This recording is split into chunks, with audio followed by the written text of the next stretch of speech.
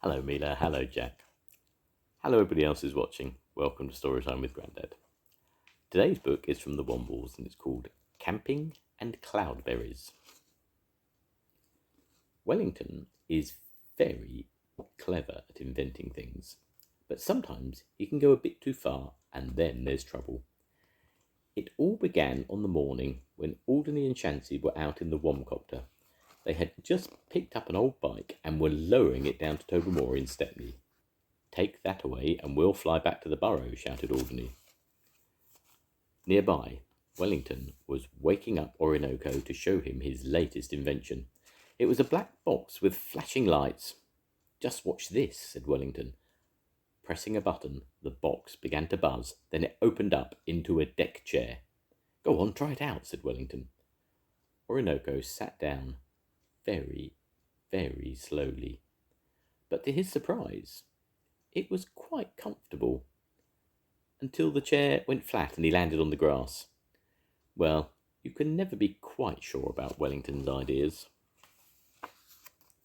Back in the burrow, Alderney was telling Great Uncle Bulgaria about the funny little bushes she'd seen on the common. "What did they look like?" asked the old Womble. "They were small and green and covered in beautiful pink flowers." Great Uncle Bulgaria and Chansey looked it up in one of his books. "Dear me," he said, "it's a cloudberry bush. They only grow flowers and fruit once in every 7 years. It says that the fruit is delicious, but it must be picked at a certain time, just before the sun comes up. So you'd all better camp out there tonight." All the young Wombles began rushing around the burrow looking for camping gear. They soon loaded up the buggy and the scoot board, and off they bumped across the common to the cloudberry bushes. Of course, bossy Bungo started ordering everybody about and telling them how to set up their tents, and it was then that Wellington stepped forward and said that his new invention was a tent that would put itself up. Unfortunately, just as everybody was clapping, the tent folded itself up again, with Bungo inside.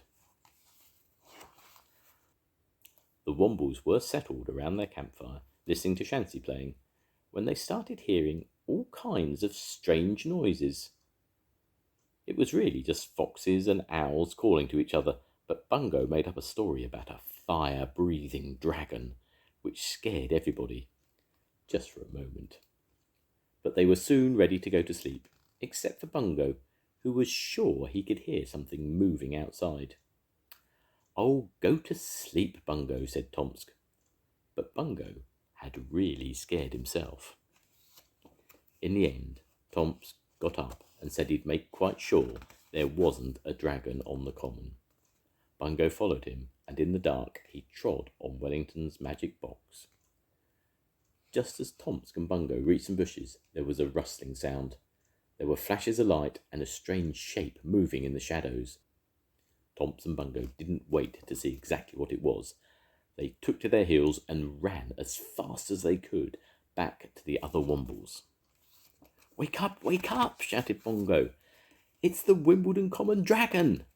Everyone jumped around trying to find weapons to fight the dragon, and they put saucepans on their heads for helmets.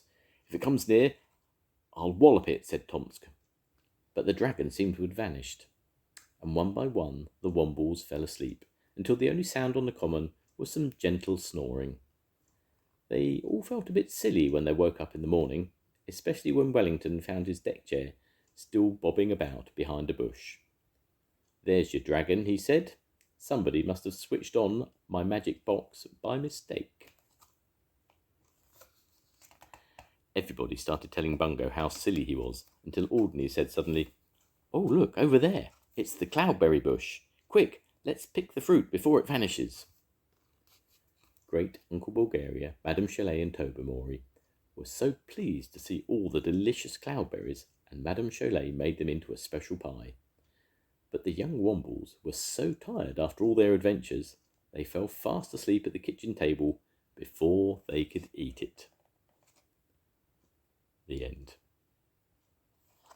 Goodbye, Mila. Goodbye, Jack. I'll see you soon. Goodbye, everyone. Bye.